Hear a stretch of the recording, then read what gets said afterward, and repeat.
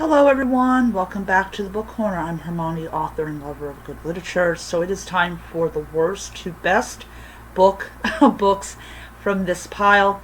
And yeah, it's I'm gonna kind of have to finger through the edges to get them out. So yeah.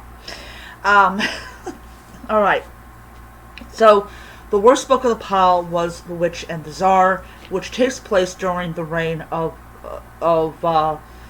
Ivan, who'd be known as Ivan the Terrible. This book was a complete and absolute bore. They take a character like Baba Yaga, or she takes a character like Baba Yaga, and makes her so boring. I did not like this book at all. No. No. So the next one is going to be The Son of Neptune by Rick Riordan. This is not necessarily the worst book of it. I do like the idea of that we find out where Percy went and everything, but you know, I just have a very lukewarm thing with Rick Riordan right now. I mean, you know, he can write great books, but at the end of the day, I'm always going to have an issue with him. But anyways, but if you do like this book, good for you. I just really didn't care for it, despite the 5-star. I think I was pressed that just on like principle or something. All right. So we have The 7-Year Witch by Angelia M. Sanders. I do actually have a third book in this series. This one was a very decent read. I enjoyed the coming back to the characters and the town and the fact is, but I really kind of think that her abilities as a witch is kind of odd. Yeah, that's just me.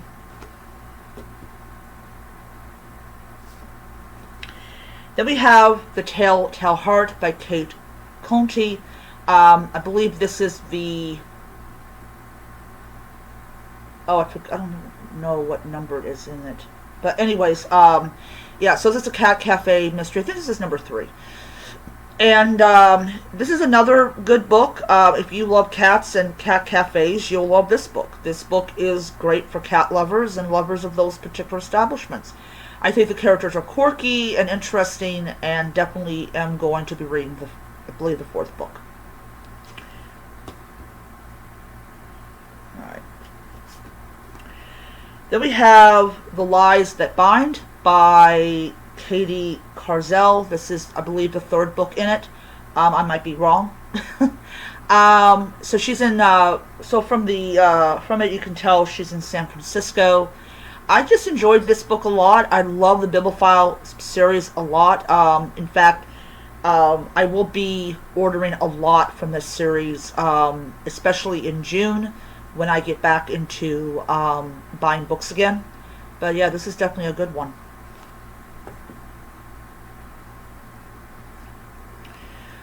Alright, then we have Murder at Monticello. This is the 3rd book in the Sneaky Pie Brown, or the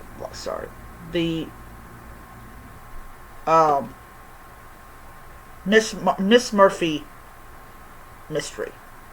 And I don't really remember what it's about, but I will tell you that it is another great book by Marina May Brown. I love the little, like, the animals talking to each other. Even though humans don't understand what they're saying, they're also trying to solve the case, and they do aid their human counterparts in solving it. But definitely a great book series if you like animals, and especially cats. Then we have File M for Murder. This is actually the 3rd book in the Cat in the Stacks book series. I do have book 4. Anyone know? I have book 4. And it is just basically... I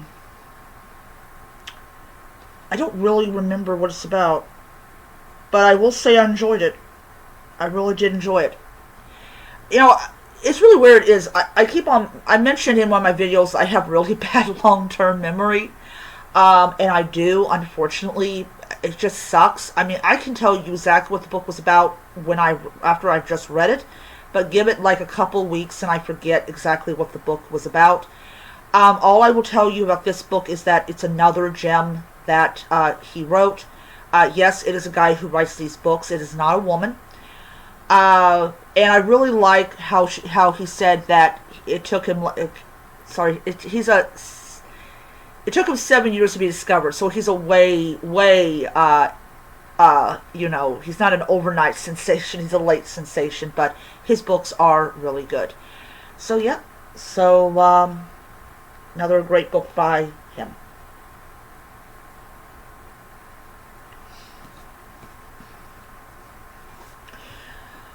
Then we have Grave Errors. This is, I believe, this is the 5th book in the Salem Witch City mystery. Another great book.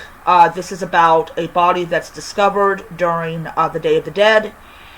They want to expand the magical season a little bit longer. This was a decision that the council made and everything. But, so body is found, and of course, she has to figure out who did it. So, yes, another great book. And then we have Sophie Kelly, A Case of Cat and Mouse. This is the, let's see where I'm at. This is the 12th book in the series. Another great book.